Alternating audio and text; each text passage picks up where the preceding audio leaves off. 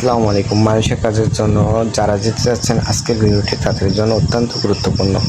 কারণ মালয়েশিয়া যাওয়ার আগে অনেকে দালাল বা এজেন্সি বা পরিচিত ব্যক্তির কাছ থেকে ভিসার কাগজ হাতে পান, কিন্তু সেই ভিসা আসল নাকি নকল সেটি বুঝবেন কিভাবে, এটা অনেকে জানতে চান।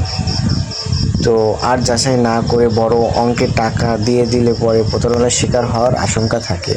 তাই আজকের ভিডিওতে আমরা সহজভাবে বলবো মালয়েশিয়ার ভিসা হাতে পাওয়ার পর কি কি বিষয় যাচাই করবেন এবং কোন বিষয়গুলো দেখলে বুঝবেন এই কাগজটি নিয়ে বা আরও সতর্ক হওয়া দরকার।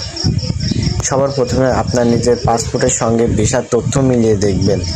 ভিসায় আপনার নাম, পাসপোর্ট নম্বর, জন্ম তারিখ বা অন্যান্য তথ্য দেওয়া থাকলে সেগুলো আপনার পাসপোর্টের তথ্যর সঙ্গে হুবহু মিলছে কিনা তা দেখতে হবে। নামের বানান বা পাসপোর্ট নাম্বার সামান্য ভুল থাকলেও বিষয়টি অবহেলা করবেন না, কারণ ভিসার তথ্য আর পাসপোর্টের তথ্যের মধ্যে অসঙ্গিত থাকলে পরবর্তীতে সমস্যা হতে পারে।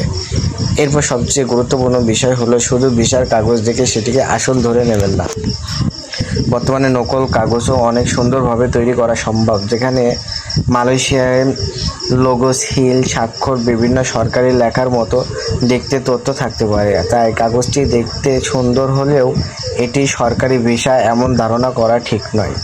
যদি আপনার কাছে মালয়েশিয়ায় ই-ভিসা থাকে তাহলে অফিসিয়াল মাই ভিসা ওয়েবসাইটে সেটি যাচাই করার চেষ্টা করবেন। মালয়েশিয়ার সরকারি মাই ভিসা সিস্টেমে ই ভিসা স্ট্যাটাস চেক এবং ই ভিসা ভেরিফিকেশন এর ব্যবস্থা রয়েছে। ভেরিফিকেশন পেজে পাসপোর্ট বা ডকুমেন্ট নাম্বার এবং স্ট্রাইকার নাম্বার দিয়ে তথ্য যাচাই করা যায়।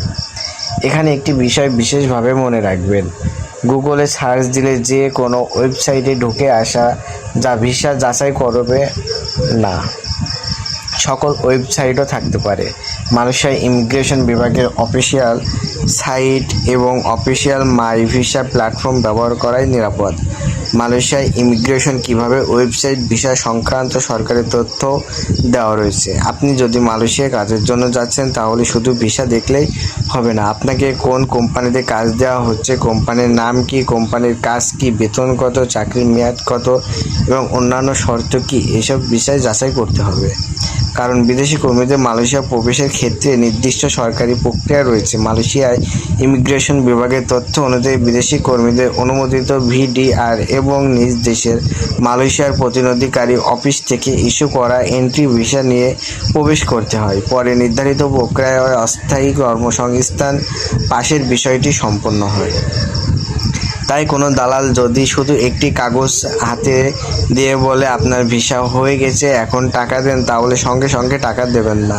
প্রথমে জানতে চাইবেন আপনার নিয়োগকর্তা কে, ভিডিআর বা সংশ্লিষ্ট অনুমোদনের তথ্য কি, আপনার ভিসার তথ্য কোথায় যাচাই করা যাবে এবং চাকরির চুক্তিপত্র কোথায়। আরেকটি গুরুত্বপূর্ণ বিষয় হচ্ছে আপনার হাতে যদি চাকরির অফার লেটার বা কন্ট্রাক্ট থাকে সেটাও ভালোভাবে পড়বেন। শুধু কোম্পানির নাম থাকলেই হবে না, আপনার পদ, বেতন, চাকরির সময়কাল এবং অন্যান্য শর্ত পরিষ্কারভাবে লেখা আছে কিনা তা দেখবেন। কোনো তথ্য অপুষ্ট থাকলে টাকা দেওয়ার আগে সেটি পরিষ্কার করবেন। দালাল যদি বলে ভিসা আসল কিন্তু অনলাইনে এখনও দেখা যাবে না অথবা সরকারি ওয়েবসাইটে যাচাই করার দরকার নেই, আপনি আমাকে বিশ্বাস করেন, তাহলে অবশ্যই সতর্ক থাকবেন। বিশেষ করে যদি আপনাকে খুব দ্রুত টাকা দেওয়ার জন্য চাপ দেওয়া হয় তাহলে আরও ভালোভাবে যাচাই করুন। আরেকটি বিষয় হলো টাকা দেওয়ার সময় অবশ্যই রসিদ রাখবেন।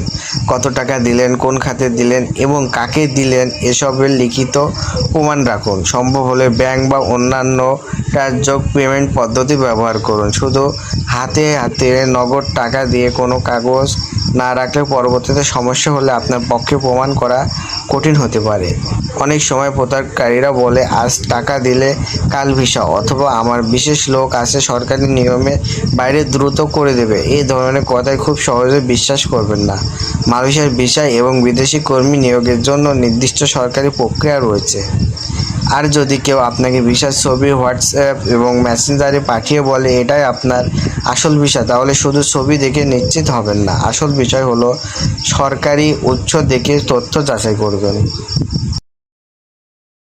তো বাংলাদেশের নাগরিকের জন্য মালয়েশিয়া ভিসা সংক্রান্ত ও তথ্য মালয়েশিয়া হাই কমিশন ও ইমিগ্রেশন বিভাগের অফিসিয়াল মাধ্যমে পাওয়া যায়। মালয়েশিয়া হাই কমিশন তথ্য অনুযায়ী ই ভিসা আবেদন সংশ্লিষ্ট তথ্যের জন্য অফিসিয়াল মাই ভিসা প্ল্যাটফর্ম ব্যবহার করা হয়।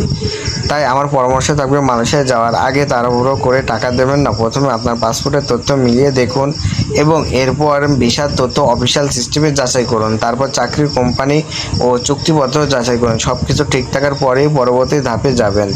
সর্বশেষে একটি কথাই মনে রাখবেন, ভিসার কাগজ দেখতে আসল মনে হওয়া আর সরকারি সিস্টেমে ভিসাটি সত্যই বৈধ থাকা এক বিষয় না। তাই ভিসার ডিজাইন, সিল বা লোগো দেখে সিদ্ধান্ত না নিয়ে সরকারি মাধ্যমে যাচাই করাই সবচেয়ে গুরুত্বপূর্ণ। আপনি যদি মালয়েশিয়া যাওয়ার প্রস্তুতি নিয়ে থাকেন তাহলে এই বিষয়গুলো অবশ্যই মনে রাখবেন। আপনার পরিচিত কেউ মালয়েশিয়ায় যাওয়ার প্রস্তুতি নিচ্ছে, তাকেও ভিডিওটি শেয়ার করে দিন, কারণ যাচাই করে টাকা দেওয়া অনেক নিরাপদ, কিন্তু টাকা দেওয়ার পর নকল ভিসা ধরা পড়লে তখন ক্ষতিপূরণ করা অনেক কঠিন হতে পারে। তো আশা করি আজকের ভিডিও থেকে আপনারা বুঝতে পেরেছেন মালয়েশিয়া ভিসা আসল নাকি নকল তা বোঝার জন্য শুধু কাগজ দেখা যথেষ্ট নয়, সরকারি সিস্টেম যাচাই করে সবচেয়ে গুরুত্বপূর্ণ। সবাই ভালো থাকবেন, সুস্থ থাকবেন, আল্লাহ হাফেজ।